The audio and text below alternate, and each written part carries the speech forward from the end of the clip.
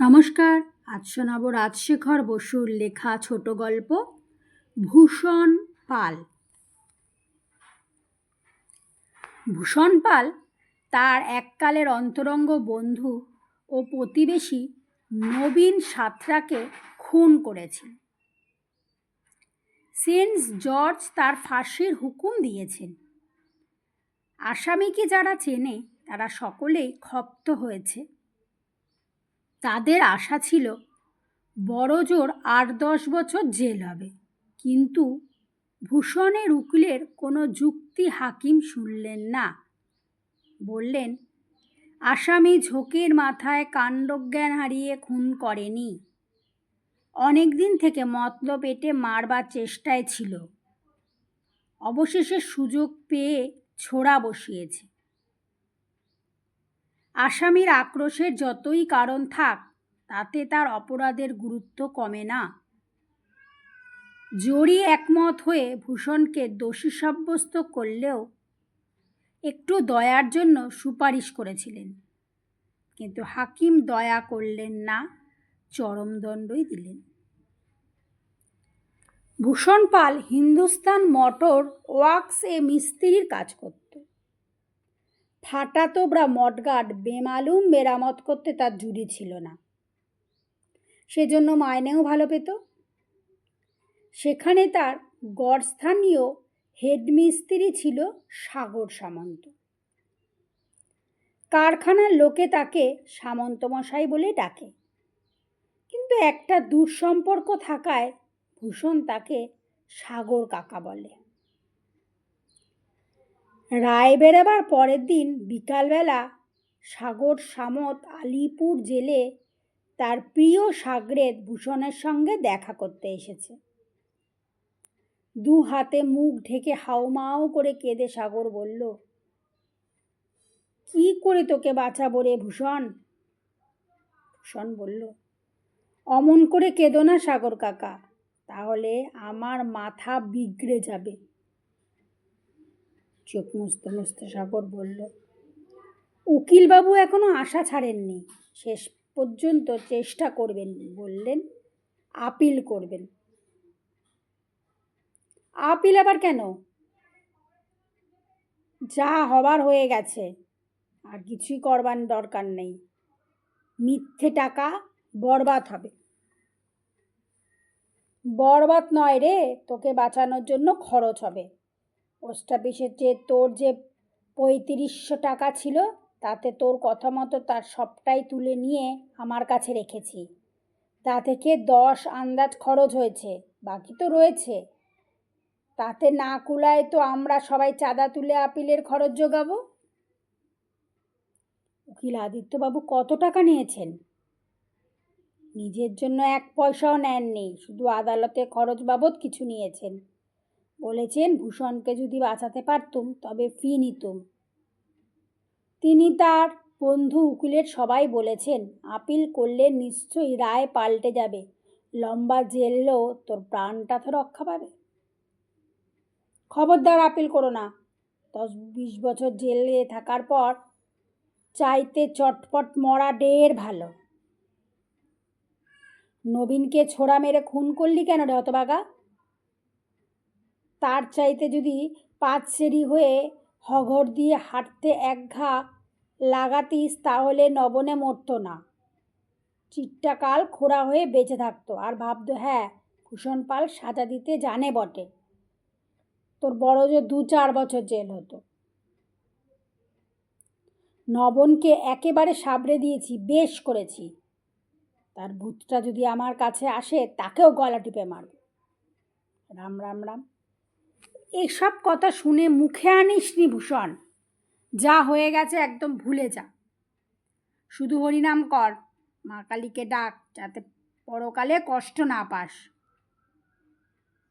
এখন বল তো, তোর টাকার বিলি ব্যবস্থা কি করবি?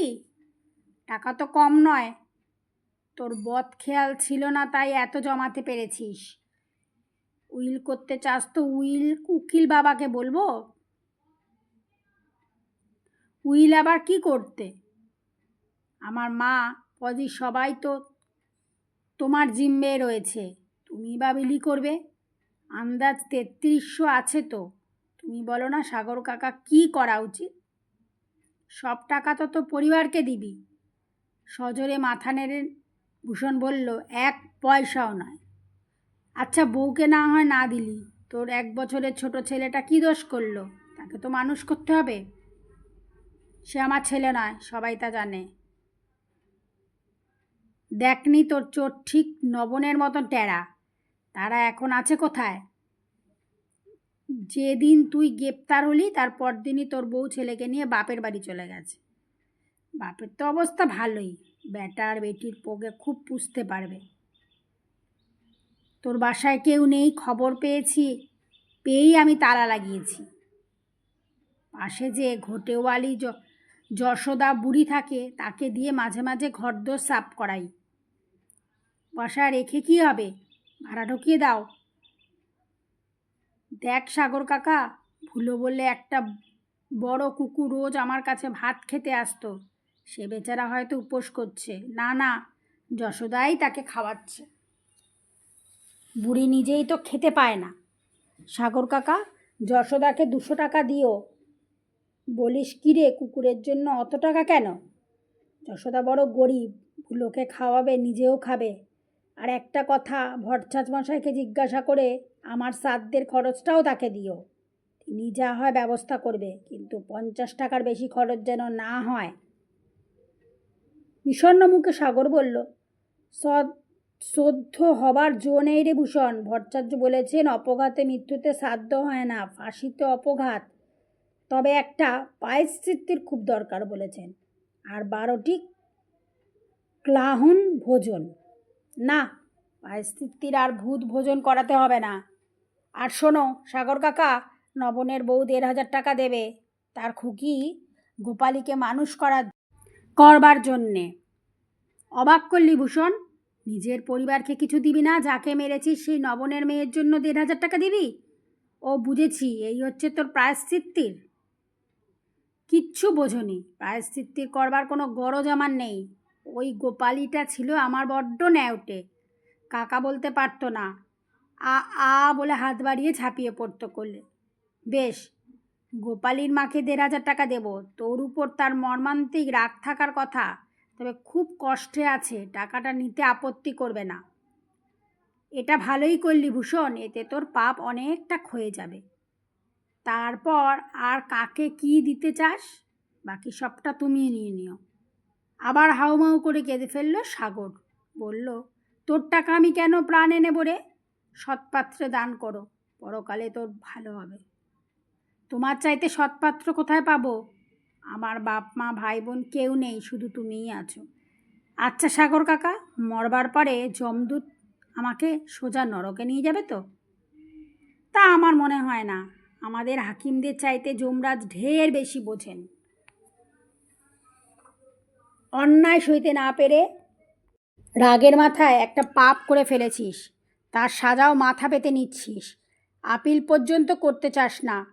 তোর পাপ বোধ হয় এখানেই খণ্ডে গেল। আদিত্য উকিলবাবু কি বলছে জানিস? ইংরেজ বিদায় হয়েছে, কিন্তু নিজেদের ফৌজদারি আইন আমাদের ঘাড়ে চাপিয়ে গেছে। ওদের দেশে নবনের অপরাধটা কিছু নয়, তার জন্য কেউ খেপে গিয়ে মানুষ খুন করে না, বড়জোর খেসারত দাবি করে আর তালাকের দরখাস্ত করে। ওদের বিচারে নবনের চাইতে তোর অপরাধ ঢের বেশি। কিন্তু যদি সেকালের হিদ রাজা কি মুসলমানরা বাদশাহের আমল হতো, তবে বেকসুর খালাস পেতিস। দেখ ভূষণ, আমার মনে হয় তোর স্বর্গে ঠাঁই হবে না বটে, কিন্তু নরক ভোগ থেকে দূরেই রেহাই পাবি। স্বর্গেও নয়, নরকে নয়, তবে ঠাঁই হবে কোথায়? তুই আবার জন্মাবি। সে তো খুব ভালোই হবে সাগর কাকা। কাকিকে বলে আমার জন্য যেন খান কত কাঁথা সেলাই করে রাখে। কাঁথা কী হবে রে? শুনেছি মরবার সময় মানুষের মনোবাঞ্ছা থাকে, পরের জন্মে তাই ফলে। ফাঁসের সময় আমি কেবল তোমার আর কাকির কথা ভাববো। দেখো, ঠিক তোমাদের ছেলে হয়ে জন্মাবো। এখন বাপ মা কোথায়? দাগি ছেলেকে ঘেন্না করে ফেলে দেবে না তো সাগর কাকা? জেলের অর্ডার এসেছে জানালো, সময় হয়ে গিয়েছে, ভিজিটারকে এখন চলে যেতে হবে। সাগর সামন্ত ভূষণকে একবার জড়িয়ে ধরল, তারপর ফোপাতে ফোপাতে চলে গেল। নমস্কার, গল্প পাঠ এখানেই শেষ হলো। আবার আসবো পরের দিন অন্য আরেকটা গল্প নিয়ে। আজকে আসলাম, সকলে খুব ভালো থাকবেন।